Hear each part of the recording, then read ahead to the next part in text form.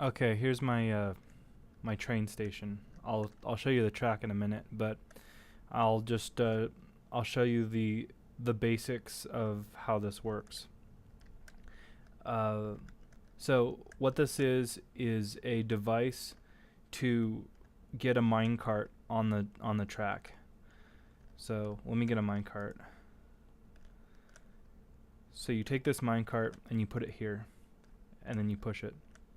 What this does is it stores the minecart within the wall, and then to get it, you press this button. The cart comes out, and then you can ride it like that. So, um, a few things about this. I created a light that indicates if there's a cart in there or not, because sometimes there's not. So, if there's not, the light's on.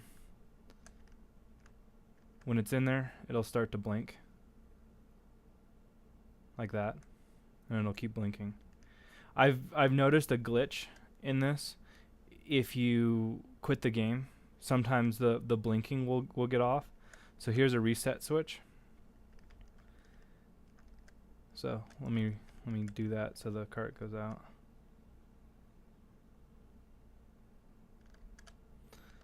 So here's how it works. It's kind of complex, but bear with me. It's not too complicated. So here's how it basically works. A cart comes in here and is powered through this track. There's a detector rail here and a detector rail here. What the cart will do once it's in here is it'll hit this, and then it'll stop here because the rail's not powered. When it hits this, it sends a short pulse down here to here. Since this is one way and it needs to be powered, I needed to add that too. So it goes down here. The pulse activates this clock. And I won't really show you a lot about clocks, but this is how it works. So a short pulse makes the current go around, and it creates a continuous pulse, and this goes to that light that's outside, that blinking light, and that's what makes it blink. So now the light's blinking, and the biggest problem I had is how to turn the light off once the cart reaches the end of the track. So I used the pistons. What the pistons will do when they go over this edge, they'll turn off the current here. But as it's going around, I had to turn it off in various spots. Otherwise, it tends to keep cycling around. So when the cart leaves and hits the final detector, the power goes around here, and it activates all these at once. I have these timed so that they all go at once. Otherwise, like I said, it'll keep cycling around randomly.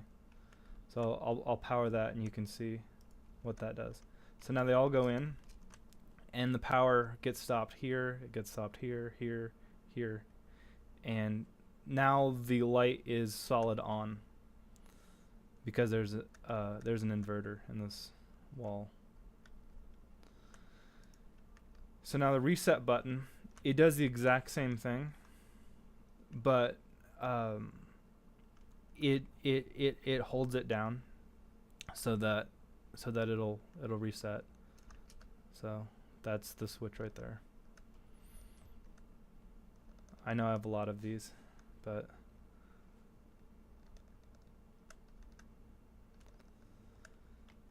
I think that's it, and it works pretty well. I can demonstrate the concept of how to make a multi-rail system in a second.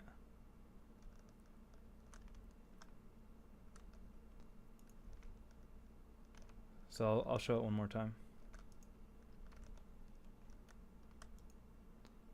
solid light.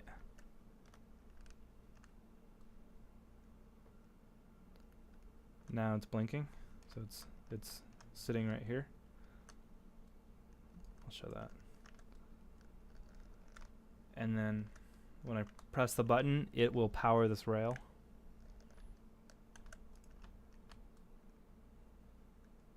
And then we can go for a ride.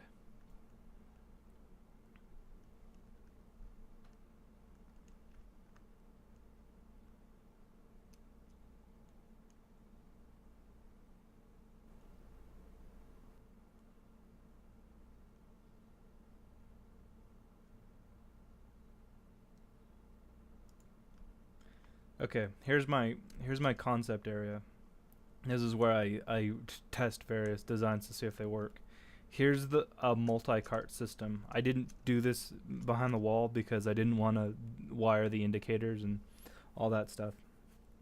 But this is how it works. So I've got a constantly powered rail to get the cars to move to the top. I've got these that are only powered with the button, and they're powered so that they don't all turn on at once. There's a delay here and a longer delay here.